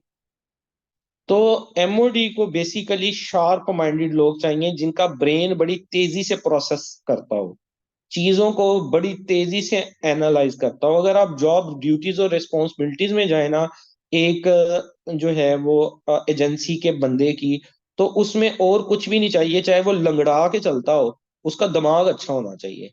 इसीलिए कोई फिजिकल रिक्वायरमेंट नहीं है इसकी। रिक्वायरमेंट क्या है? आपका ब्रेन। एनालिटिकल रीजनिंग में जस्ट आपका ब्रेन उनको चाहिए। और वो तैयार करने के लिए जीआरई की बुक होती है, जीआरई की बुक है। ये जो आमतौर पे एनटीएस की आप लोग तैयारी करते हैं ना, एनटीएस का पेपर होता है, तो उसमें आपको एनालिटिकल रीजनिंग समझाई जाती है। तो आप एनटीएस की कोई बुक ले लें, जीआरई की कोई बुक ले लें, इस पोर्शन को वहां से तैयार किया जाएगा। अच्छा, उसके बाद एडीएफआईए की सीटें अनाउंस होंगी 2024 में। जी, सीटों की अनाउंसमेंट से मुतल्लिक हम कुछ भी नहीं कह सकते। सम टाइम जो है वो हर ईयर सीटें आती हैं, सम टाइम गैप के साथ भी आती हैं। सम टाइम ऐसे होता है कि एक साल जॉब्स नहीं आती, उससे अगले साल जॉब्स आती हैं।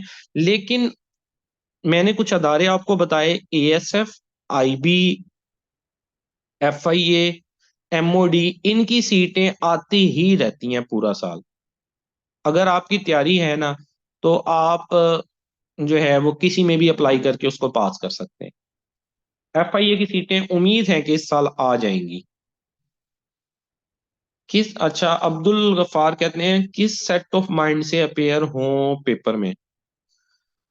जी, पेपर में अपेयर होने से पहले आपका जो कॉन्फिडेंस लेवल है ना, कॉन्फिडेंस लेवल के माइंडसेट से आपने अपेयर होना है। और वो कॉन्फिडेंस कहाँ से आता है? आपकी तैयारी से आता है। अगर आपकी तैयारी ही नहीं है ना, तो आप उस माइंडसेट से के साथ आप पेपर में बैठ ही नहीं सकते। माइंडसेट बनता है आपकी जो 3 से 4 महीने आपने प्रिपरेशन ऑलरेडी की होगी, कॉन्फिडेंस के साथ आप तभी बैठ सकेंगे, आपको पता होगा कि मुझे ये पोर्शंस आते हैं। जब क्वेश्चन आपके सामने आता है और उसका जवाब आपको पता होता है, उस पर टिक लगाते हैं ना पहले ही क्वेश्चन पे, माइंड सेट और कॉन्फिडेंस खुद ही आ जाता है। लेकिन अगर आपकी तैयारी नहीं होती, पहला क्वेश्चन पढ़ते हैं वो भी नहीं आता, दूसरा पढ़ते हैं वो भी नहीं आता, तीसरा पढ़ते हैं वो भी नहीं आता, फिर माइंड सेट बनाने की जरूरत नहीं होती। ठीक है। अच्छा, सेशन की टाइमिंग क्या होगी? सेशन इवनिंग में ही होता है, 10 to 11 PM, 10 से 11 बजे। दरक्षंदा ताहिर कहती हैं, can you tell about syllabus of AD local government? ये जी एडी लोकल गवर्नमेंट की पीपीएससी के थ्रू सीटें आई थी, और इसमें उन्होंने लिखा हुआ है कि syllabus will be intimated later later, कि जो सिलेबस है वो बाद में बताया जाएगा। लेकिन based upon the previous year, हम पिछले साल की बुनियाद पे ये असेस कर सकते हैं कि उसका पेपर कैसा आता है। तो इनबॉक्स कीजिएगा, मैं आपके साथ उसका जो पिछले साल का सिलेबस है वो शेयर कर दूंगा। वो उसमें भी 5-6 सब्जेक्ट हैं। एडी लोकल गवर्नमेंट एक बड़ी बेहतरीन सीट है। लोकल गवर्नमेंट का असिस्टेंट डायरेक्टर होना, 1.5 लाख तो सिर्फ सैलरी होती है, पर्क्स एंड प्रिविलेजेस अलग हैं। लेकिन उसमें सब्जेक्ट स्पेसिफिक लोग अप्लाई कर सकते थे, हर बंदा उस पर अप्लाई नहीं कर सकता था। तो उसका सिलेबस भी सब्जेक्ट स्पेसिफिक है और अच्छा खासा टफ है।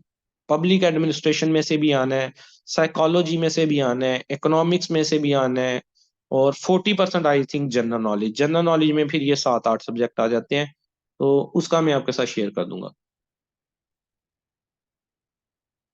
जीके जीके को ज्यादा अच्छी तरह याद करने की ट्रिक्स शेयर कर दें, डेट्स भूल जाती हैं। जी, ये बिल्कुल आप ठीक कह रहे हैं। डेट जो आती है ना वो नहीं याद रहती, डेट्स नहीं याद रहती। लेकिन जो है, बार बार पढ़ने से, एक चीज को 3 बार 4 बार पढ़ने से आपको डेट्स याद होना शुरू हो जाती हैं। इसका शॉर्टकट कोई नहीं है, कोई ट्रिक नहीं है। सिर्फ एक ही चीज है कि बार बार पढ़े। आपने एक दफा बुक खत्म कर ली है, 58th एडिशन, आप उसको फिर रिवाइज करें। ठीक है, कंटिन्यूस प्रोसेस है ना लर्निंग। फिर रिवाइज करें, चीजें जितनी दफा रिवाइज करेंगे फिर आपको याद होना शुरू होंगी। अदरवाइज ऐसा नहीं हो सकता कि आपको डेट्स जो है किसी ट्रिक के थ्रू याद हो जाएं। ट्रिक्स होते हैं, लामहला ट्रिक्स भी होते हैं, कुछ नेमोनिक्स भी होती हैं जिसके थ्रू हम चीजों को कवर करते हैं। लेकिन वो कोई सिंगल लाइनर नहीं है, वो भी एक ये ना बड़ा लेंथी सी चीज है। अब डेट्स जो हैं वो इस्लामिक स्टडीज की भी हैं, पाकिस्तान अफेयर्स की भी हैं, जियोग्राफी की भी हैं, करंट अफेयर्स की भी हैं। तो वन लाइनर इसका जवाब नहीं दिया जा सकता। How to cover mathematics portion? Mathematics portion को कैसे कवर करना है? मैथमेटिक्स के आपके टोटल 5 से 6 टॉपिक्स होते हैं जिनमें से पेपर बनाया जाता है। एवरेज निकालना, परसेंटेज निकालना, अलजबरा, ठीक है, रेशोज निकालना, और नंबर सीरीज निकालना। ये 6 टॉपिक्स होते हैं जिनको आपने कवर करना होता है। इसको लिख लें अपने पास, इनको वन बाय वन जो है तैयार करें। और मैथ पोर्शन सिर्फ प्रैक्टिस से हल होता है। जब तक आप अपने हाथ से क्वेश्चन को सॉल्व नहीं करते, आप मैथ के ऊपर ग्रिप हासिल नहीं कर सकते।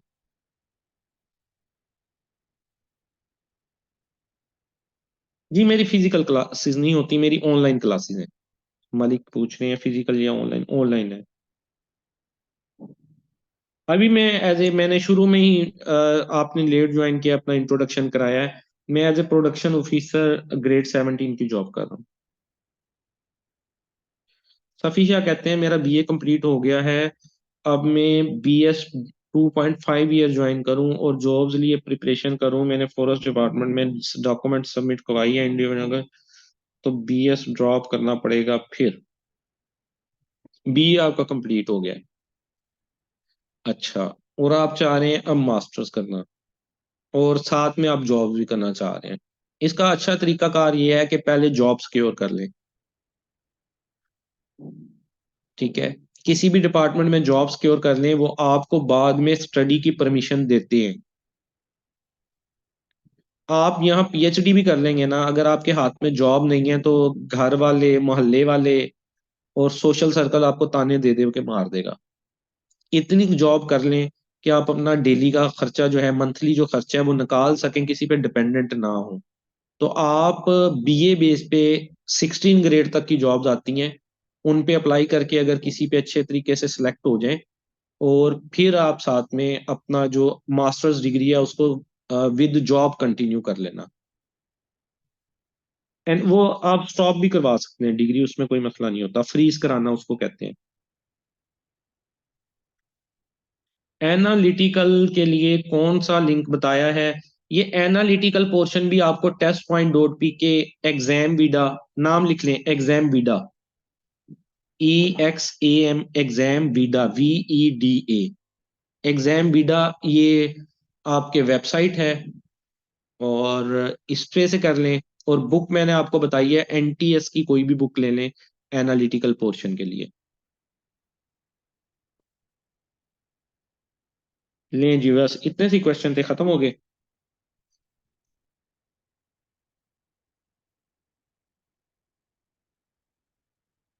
और कोई क्वेश्चन?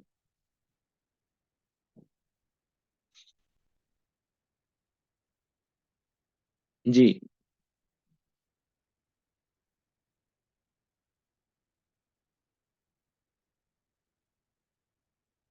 चलें ठीक हो गया। वेलकम जी, वेलकम। तो जो नोट्स आपको चाहिए, जो बुक्स आपको चाहिए, वो सब कुछ जो है ना आपको प्रोवाइड कर दी जाएगी। अभी मैं कुछ थोड़ा सा बिजी हूँ, इलेक्शन की ड्यूटी में मेरी as a presiding officer duty लगी हुई है। तो जो है ना, हो सकता है आपको थोड़ा रिप्लाई आगे पीछे हो सकता है, अगले 3-4 दिन में कुछ देर बाद करूं या लेट करूं, तो वो थोड़ा सा उसके लिए एडवांस माजरत। जी, जो प्रॉपर क्लासेस हैं वो हमारी कल से स्टार्ट हो जाएंगी इंशाल्लाह। जो प्रॉपर हमारी क्लास है ना, वो कल से स्टार्ट हो जाएगी।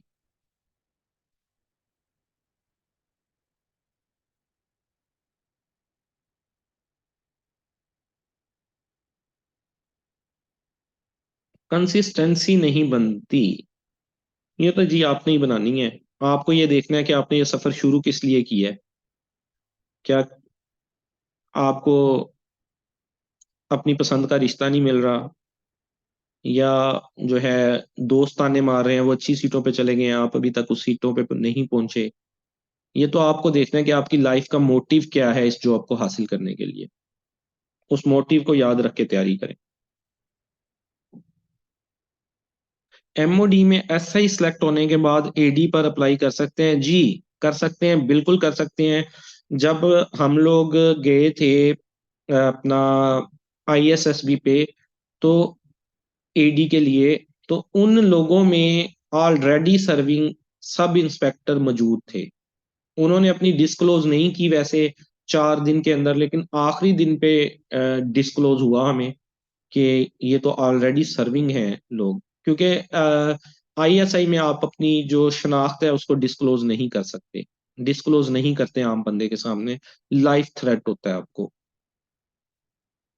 और अच्छा चांस होता है जो लोग ऑलरेडी सर्व कर रहे हो ना, क्योंकि वो एक प्रोसीजर से गुजर हुए होते हैं। ये नहीं होता कि उनको प्रेफरेंस दी जाती है in term of their job या उनके किसी वजह से, वो लोग ऑलरेडी पॉलिश्ड होते हैं। तो वो AD के ऊपर जाने के लिए, AD की सीट पे जाने के लिए ज्यादा बेहतर कैंडिडेट्स होते हैं, वो स्कोर अच्छा करते हैं, वो मेहनत अच्छी करते हैं, वो वहां पे परफॉर्म अच्छा करते हैं। जी, परमिशन मिल जाती है, स्टडी की परमिशन का मसला नहीं होता, स्टडी की परमिशन मिल जाती है। कुछ डिपार्टमेंट नहीं देते, डिपार्टमेंट टू डिपार्टमेंट वेरी करता है। जी, वेलकम। आपका डोमिसाइल सिंध अर्बन का है, तो मेरिट कैसे बनता है? मेरिट जो है वो आपके प्रोविंस वाइज और आपके एरिया वाइज बनता है, और सीट वाइज भी बनता है। आपने किस सीट पे अप्लाई किया है, उस पे कितने कैंडिडेट अपेयर हुए, उसका टेस्ट किस तरह से आया, किसी साल टेस्ट आसान आ जाता है, किसी साल टेस्ट मुश्किल होता है, तो उस हिसाब से मेरिट ऊपर नीचे होता रहता है। यार ये वो बातें आप करते हो जो जैसे कि मतलब ना आप टेस्ट उस दे आए हो और बहुत ही अच्छा कर आए हो, और जो है ना अगली सीट के ऊपर जाने के लिए तैयार हो, अपॉइंटमेंट लेटर लेने के लिए तैयार हो। इलेक्शंस की 2 दिन की छुट्टी होगी, कल से क्लासेस स्टार्ट होंगी। 7th और 8th की आपको ऑफ होगा क्योंकि मेरी भी ड्यूटी है इलेक्शन पे। लेकिन ये है कि क्लास होगी, 2 दिन ऑफ कर देंगे, उसके बाद नेक्स्ट डे जुम्मे से अगली क्लास हो जाएगी। हम इसको कंटिन्यू रखेंगे क्योंकि हमने टाइम पीरियड को भी तो मद्देनजर रखना है ना। या मे भी पॉसिबल चले, जो लोग रजिस्टर्ड हो चुके हैं मेरे साथ ग्रुप में डिस्कस कर लेंगे कि जो है 2-3 दिन बाद क्लासेस को स्टार्ट कर लेंगे, ये भी पॉसिबिलिटी है। अगर इमीडिएटली कल से स्टार्ट करना है, ये भी पॉसिबिलिटी है। ये चीज डिस्कशन से हम कर लेंगे। मुदस्सिर अहमद कह रहे हैं। मतलब आपकी एपीओ की अभी ग्रुप में काफी सारे लोग हैं। उमर हैं, वो पटवारी की सीट पे हैं, उनकी भी ड्यूटी लगी हुई है। आप में से काफी लोग जो हैं वो एमओज हैं, एमबीबीएस डॉक्टर्स हैं, डॉक्टर जिशान साहब हैं, डॉक्टर मुजाहिद साहब हैं। उन लोगों की भी ड्यूटीज लगी हुई हैं, हमारी भी लगी हुई हैं। तो कोशिश करते हैं फिर इसको हम फ्राइडे से स्टार्ट कर लेते हैं सेशन को ना। फ्राइडे से प्रॉपर क्लासेस स्टार्ट कर लेते हैं। तब तक मैं आपको और बाकी चीजें गाइड कर दूंगा, कुछ मटेरियल दे दूंगा। उनका मुझे आप मतलब तब तक जिन लोगों की इलेक्शंस की ड्यूटी नहीं है वो लोग तो पढ़े ना, वो फिर उसका टेस्ट वगैरह दे दें। लेक्चरर की सीट्स कब तक एक्सपेक्टेड हैं? आप एमफिल इकोनॉमिक्स कर रहे हैं और बैंकर की जॉब कर रहे हैं, एमफिल सिर्फ किया है लेक्चररशिप करने के लिए? तो जी पहले भी ये डिस्कस हुआ कि जो जॉब्स होती हैं ना वो उनका टाइम पीरियड नहीं होता। देखिए, अब अगर आपका है इकोनॉमिक्स में, तो आप एडी लोकल गवर्नमेंट पे अप्लाई करें, लेक्चरर उसके सामने कुछ भी नहीं हैसियत रखता। सॉरी टू से, ये अल्फाज इस तरह तो नहीं कहने चाहिए थे। अथॉरिटी वाइज बात कर रहा हूँ, पे वाइज बात कर रहा हूँ। जब तक लेक्चररशिप की जॉब्स आनी है, हर तकरीबन 2 साल बाद आती हैं, और बाज का 3-3 4-4 साल भी होते हैं। इसमें कोई हम बाउंड नहीं कर सकते कब आनी है। तो जब आप लोग अपने सब्जेक्ट पे फोकस रखें, जरूर रखें, लेकिन जब तक उस सब्जेक्ट की सीटें नहीं आती, आप अपना जनरल नॉलेज बेहतर करें। और इसका फायदा पता है आपको क्या होगा? जब आप लेक्चररशिप का अगर टेस्ट पास कर लेंगे, इंटरव्यू में जाएंगे, वहां पे इंटरव्यू में उन्होंने आपसे आपके सब्जेक्ट के साथ साथ जनरल नॉलेज भी पूछते हैं। तो जनरल नॉलेज अपना आप प्रिपेयर कर लें, वो आपको वहां पे इंटरव्यू में भी एज देगा।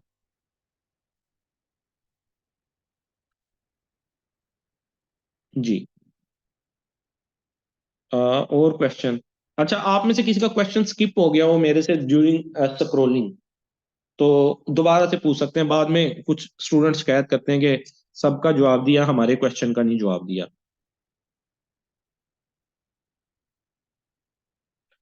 इलेक्शन में ड्यूटी लेने के लिए गवर्नमेंट जॉब जरूरी है या लोकल पर्सन भी चल जाता है?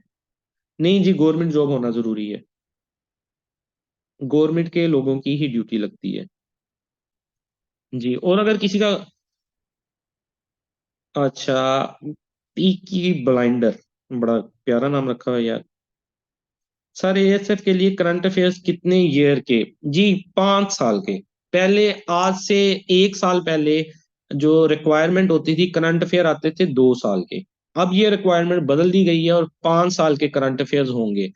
लेकिन आप चीजों को तो अंडरस्टैंड किया करें। जब 2 साल के भी होते थे ना, कोई फर्क नहीं पड़ा, तब भी वो पिछले पूछ लेते थे। वो पूछ लेते थे 2018 का जनरल इलेक्शन किस डेट को हुआ। एक तो इलेक्शन 8 फरवरी को हो रहा है ना, 2018 वाला कब हुआ? 25 जुलाई को हुआ था। अब ये बात तो 5 साल पुरानी है। जब 2 साल क्या कहते थे ना, तब भी वो दे देते थे। ठीक है, वो कहते थे ये हमने पाकिस्तान अफेयर्स में से उठाया, क्या कर देंगे आप? आप अगर कहेंगे ना आपने तो कहा था 2 साल के करंट, तो पहले भी वो पूछते हैं पिछले सालों में से। प्रेसिडेंट बाइडेन कब सिलेक्ट हुए, नरेंद्र मोदी ने कब हलफ लिया, इंडिया की प्रेसिडेंट कौन है, प्राइम मिनिस्टर कौन है, ये क्वेश्चन उन्होंने फिर भी पूछने होते थे। ये सिर्फ नंबर चेंज किया है, 2 साल या 5 साल। वो अगर आपका करंट अफेयर में अगर नहीं आता, अगर वो 2 साल कर देते हैं, तो पाकिस्तान अफेयर में आ जाता है वो सब्जेक्ट आपका, जनरल नॉलेज में आ जाता है।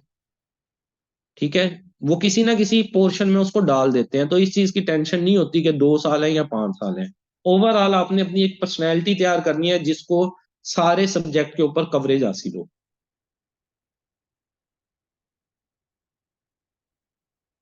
अच्छा।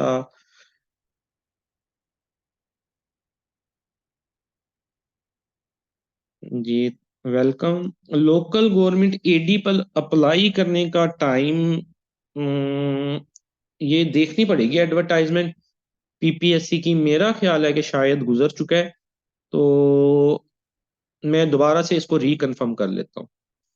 देखिए, अब आप लोग, इतनी अच्छी सीटें आती हैं, वो अब एडी लोकल गवर्नमेंट ये कोई 3-4 साल बाद आई है जॉब। अब अगर आप वो स्किप कर जाते हैं तो फिर बंदा क्या कहे आपको, फिर इतनी डिग्री एमफिल करने का क्या फायदा है आपके। यकीन करें, पीएचडी लोगों से भी मेरी डिस्कशन होती है, उनकी एजेस ना पीएचडी करते करते 33-34 हो गई हैं। अप्लाई नहीं किया आज तक कहीं, या अप्लाई किया, एक दो दफा टेस्ट दिया, फेल हो गए तो हिम्मत हार गए। तो फिर उस पीएचडी डिग्री का आपने करना क्या है, अपने पास एक डिग्री रख के कि मैं पीएचडी हूँ। इससे बेहतर वो बीए पास बंदा नहीं है जो इस वक्त थाने का एसएचओ लगा हुआ है। बीए पास वो लड़का जो सबसे पीछे बेंच पे बैठता था, और जिसको हम मुख्तलिफ अलकाबात से नवाजते होते थे, आज वो एसएचओ लगा हुआ है थाने का, यही एग्जाम्स क्लियर करके, एसआई का एग्जाम क्लियर करके। और जो है, बंगला भी है, कार भी है, और सारा कुछ है। वो ज्यादा बेहतर है, और हम इसी मान में रह के हमने पीएचडियां कर ली हैं। लेकिन उस बंदे को सिस्टम की समझ आ चुकी थी। फर्क क्या था, उसको पता था कि इस सिस्टम में जॉब गेट कर लो पहले। तालीम हासिल करना नो डाउट बड़ी अच्छी चीज है, लेकिन अपॉर्चुनिटीज भी तो नहीं है ना। लेक्चरर आपके सामने जो पीपीएससी के थ्रू, एफपीएससी के थ्रू आता है, वो तो मेरिट पे होती है। जो यूनिवर्सिटी में सीटें आती हैं वो तो विदाउट रेफरेंस आपको कोई रखता ही नहीं है।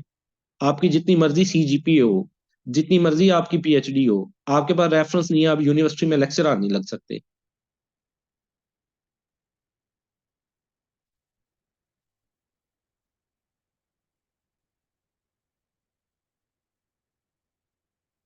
हाँ जी।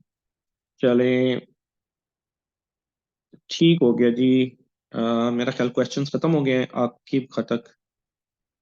हाँ, जनरल क्वेश्चन पूछ लें, और कोई इशू नहीं। मैंने 10 बजे तक, 11 बजे तक का दिया हुआ था ना टाइम आपको, 9:30 से 11। अभी भी जो है 5 मिनट पड़े हैं आपके। अगर आप पूछना चाहते हैं तो पूछ सकते हैं। जी वेलकम। अभी आप लोग वो मटेरियल के लिए व्हाट्सएप वगैरह पे करेंगे ना, मैं आपको इंडिविजुअली हर बंदे को भी भेज दूंगा, ग्रुप में भी भेज दूंगा। लेकिन थोड़ा सा ना वेट कीजिएगा। सुबह तक आपको ना मटेरियल सारा प्रोवाइड कर दूंगा। इस वक्त तो ग्रुप के अंदर मटेरियल भी शेयर मैं अवॉइड करता हूँ इस टाइम पे। रात का टाइम है, सबके मोबाइल वो बजें तो अच्छा नहीं लगता। सुबह फर्स्ट टाइम आपको सारी बुक्स मिल जाएंगी। और जितने मुझे आप में से रिप्लाई आए होंगे, मतलब व्हाट्सएप पे, कोशिश करूंगा कि मैक्सिमम को अभी जवाब दे दूं। अगर जिनको नहीं जवाब दे पाऊंगा तो मॉर्निंग में ना 12 बजे से पहले पहले जो जो बुक्स, जो जो मटेरियल, जो जो आपके आंसर्स हैं, इंशाल्लाह सबके मैं कवर कर दूंगा।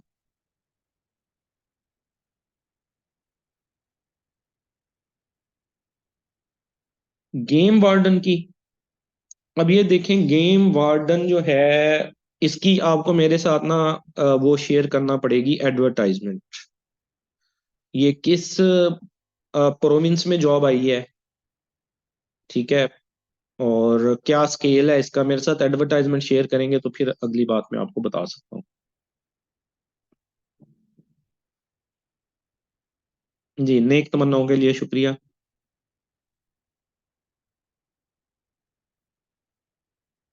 वो मेरे साथ शेयर कीजिएगा ना, ये मेरा ख्याल है किसी और प्रोविंस की जॉब है।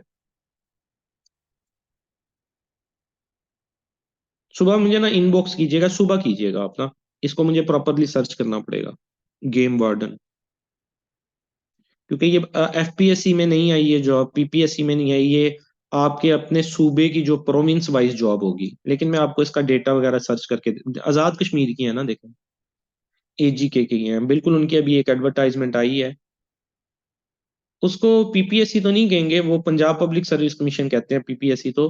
आजाद कश्मीर का अपना कमीशन है। हाँ जी, एजीके पीएससी, बिल्कुल। वो मेरे साथ ना एडवर्टाइजमेंट बल्कि शायद मेरे पास पड़ी होगी, तो कल कल मैं आपको इसके बारे में गाइड कर दूंगा।